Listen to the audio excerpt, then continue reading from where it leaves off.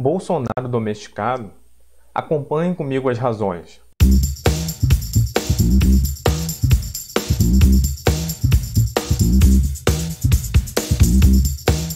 Olá, aqui é o professor Tiarão Borba. Peço já, inscreva-se no canal, dê o seu like e compartilhe o conhecimento do Balanço Crítico. Nos acompanhe também pelas redes sociais para sempre que quando sair um vídeo você está lá sabendo e assistindo e debatendo com a gente. Então, esse vídeo eu queria trazer uma discussão, uma interrogação, mas uma afirmação também, né? Se o Bolsonaro ele foi domesticado. Quer dizer o seguinte, é patente a mudança de comportamento de Bolsonaro do início da sua gestão até os dias atuais, no seu relacionamento com o Senado, com a Câmara, com as instituições jurídicas e também até mesmo com a imprensa. E a pergunta que fica é o seguinte, será que o Bolsonaro ele mudou por quê? E eu digo o seguinte, por conta das instituições. As instituições o pressionaram a se comportar de uma maneira diferente.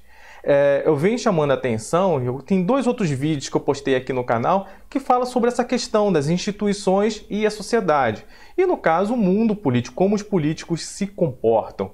Veja bem, as instituições, elas educam os indivíduos, ensinam a como eles vão se comportar dentro da sociedade, suas formas de sentir, pensar e agir dentro da sociedade.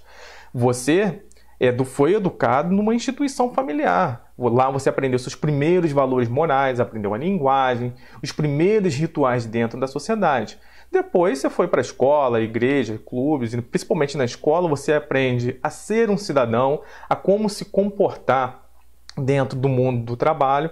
E tudo isso você acaba sendo treinado, domesticado realmente.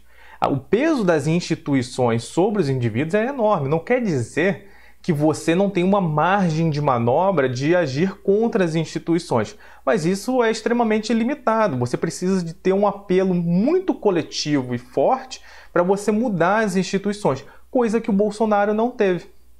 O Bolsonaro, por mais que ele seja um presidente, ele tenha mais margem de manobra que qualquer outro político para mudar as instituições, ele também tem uma ação limitada, ele não tem uma ação irrestrita que ele vai lá, vai fazer o que quiser e vai mudar tudo. Não, as coisas não funcionam assim. Não dá para você ter a crença de um líder como um super-herói que ele vai lá e vai mudar tudo. Não é. Do mesmo jeito que as instituições ensinam cada indivíduo como se comportar, as instituições políticas também. Então, esse é o principal ponto que eu quero chamar a atenção de cada um de vocês para prestar atenção quando a gente for realizar uma análise política. Lembrando, Bolsonaro ele foi eleito com o discurso da antipolítica, que ele não ia fazer toma lá da cá, não ia lotear os ministérios, que os ministérios seriam técnicos e que o ministro falasse, ele ia assinar um cheque em branco, porque seria uma decisão técnica. Exemplo, Moro foi colocar sua agenda anticorrupção, já saiu. Paulo Guedes, que era o posto de Ipiranga, não apita mais quase nada. Praticamente tudo que o Paulo Guedes tentou colocar, por exemplo, a ampla privatização e etc., não acontece. Vive em atrito agora com o setor militar que quer uma expansão dos gastos públicos. Então, por aí, a gente já vê que aquele discurso do Bolsonaro de uma nova política já caiu. Não existe mais. As instituições começaram a pressionar o Bolsonaro a funcionar de uma outra forma. E o Bolsonaro sempre foi ciente disso. É essa que é a questão. O Bolsonaro é um político que veio do Centrão. Ele passou a maior parte da sua vida política na Câmara Federal, no PP, do Maluf. Todas essas negociações de bastidores, o toma lá da cá, ele sabe como funciona. Ele sabia que não poderia acabar com isso, mas ele tinha que deixar o seu eleitorado ativo por um tempo. Ele não poderia, de uma forma muito brusca, mudar isso. Então, esse que é o ponto essencial. As instituições começaram a pressionar o Bolsonaro a funcionar de uma outra forma dentro do mundo político. Lembrando, inicialmente, ele brigou, por exemplo, com o Rodrigo Maia. Ficou atacando o Rodrigo Maia por coisas bobas. E o posto de presidente da Câmara, que é o Rodrigo Maia, ele é um posto estratégico no mundo político, porque é o Rodrigo Maia que pauta o ritmo do governo. É ele que define o que vai ser votado e o que não vai ser votado. Então, ele dita o ritmo das reformas. Ele pode falar ao presidente, olha, você quer essa reforma não vai passar, você não tem voto suficiente. Então, é interessante para o presidente ele ter um mínimo de quê? De uma boa relação institucional. Eles não precisam ser melhores amigos e beber cerveja no bar juntos. Mas uma relação cordial é preciso ter para preservar as instituições. Então, esse que é o ponto essencial. E qual é a outra questão que está para além do Bolsonaro e do Rodrigo Maia? O poder, a possibilidade de você interferir em situações, de mudar as coisas, ele é muito pulverizado nas instituições políticas brasileiras. Porque o poder ele é muito partilhado. A pessoa que fala, eu vou lá, vou ser político, vou mudar tudo. Isso não acontece dessa maneira. Acontece de uma maneira muito diferente.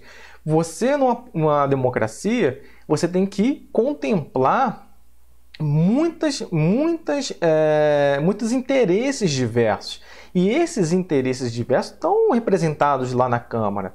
Então, nesse sentido, como existem interesses diversos, qual é a premissa? Que as instituições políticas brasileiras na democracia, elas partem de um dissenso, de um desacordo. E elas precisam caminhar para o consenso, para um acordo. Isso não é uma tarefa fácil. Por isso que muitas negociações se arrastam. São muitos interesses a contemplar, grupos que têm mais margem de manobra do que outros. E, por exemplo, nessas negociações, por que Moro caiu? Moro não soube se comportar dentro das instituições. As instituições políticas moíram Moro. A sua ação lá em Curitiba, junto com a Lava Jato, desrespeitando muitas previsões legais, isso o destruiu no mundo político. Depois saiu atirando, mostrando trechos de WhatsApp e tudo mais. O político não gosta dessa exposição, porque as negociações, o que é negociado nos bastidores, não precisa vir a público. Pode falar uma coisa ou outra, mas nada que os comprometa de uma maneira geral. Ele nunca vai voltar a ser político. O mundo político não gosta dele. Pode ser que a Câmara não goste do Bolsonaro, mas 1000 vezes pior é o Sérgio Moro. Ele não soube se comportar perante as instituições.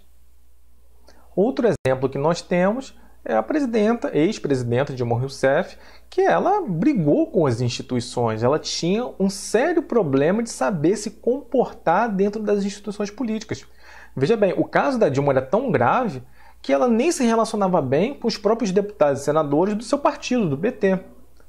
Se ela não se relacionava nem bem com as pessoas que compunham o seu partido, nem as pessoas mais próximas, e ainda brigou com o presidente da Câmara, na época Eduardo Cunha, que era um cara muito habilidoso, com poder imenso pela posição de presidente, mas também pela sua capacidade de negociação, ela não ia durar. Ela não soube se comportar e se adequar às instituições. Aí vocês podem falar, mas ela é uma pessoa íntegra, ela não negociou com bandido. Lamento, mas as instituições políticas, existem pessoas desonestas, existem bandidos.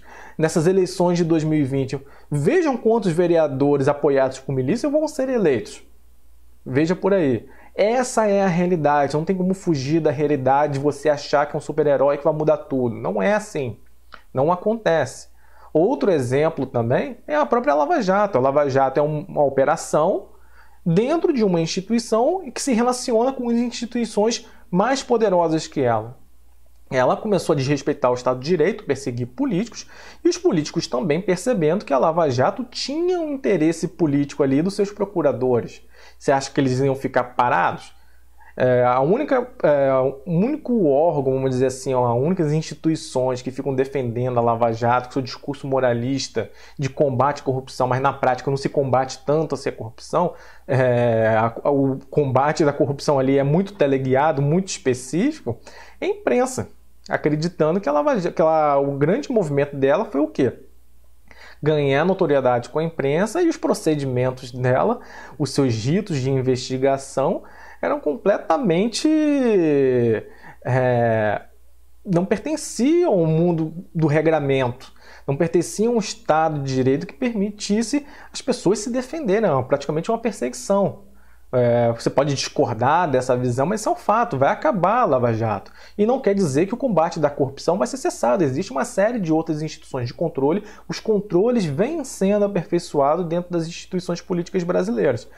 Agora, voltando ao assunto Bolsonaro.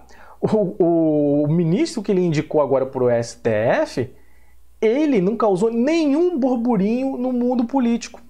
Ele é um conservador, não dá para esperar que ele vai ter uma postura mais progressista e tudo mais, mas, por exemplo, os deputados, senadores de esquerda, nenhum chiou praticamente. O mundo político se comportou praticamente assim, não escutou. O que você escutou, basicamente, no mundo? O silêncio. Então, eles concordaram, ele vai passar para assumir a cadeira do STF. Ele tem um discurso anti-Lava Jato, tem um discurso que ali tivemos várias práticas que desrespeitaram o regramento do Estado político brasileiro, das instituições jurídicas também. Então, essa percepção, o Bolsonaro foi feito o quê? O que ele fez? No seu instinto de sobrevivência, na sua experiência como deputado anteriormente, que ele tinha que o quê? Negociar com as instituições e perceber como a Lava Jato tinha ido longe demais. Né? Então, não dá para se fazer o que quer, mas tem que fazer o que é possível, a não ser que fosse um presidente extremamente forte, que tenha tido, sei lá, ou esteja com aprovação lá de mais de 70%, que não é o caso dele. Né? Então, se você concorda com o que foi dito aqui, deixe seu like, comente aqui embaixo. Se você não concorda, deixe seu dislike, mas comente aqui embaixo. Até a próxima!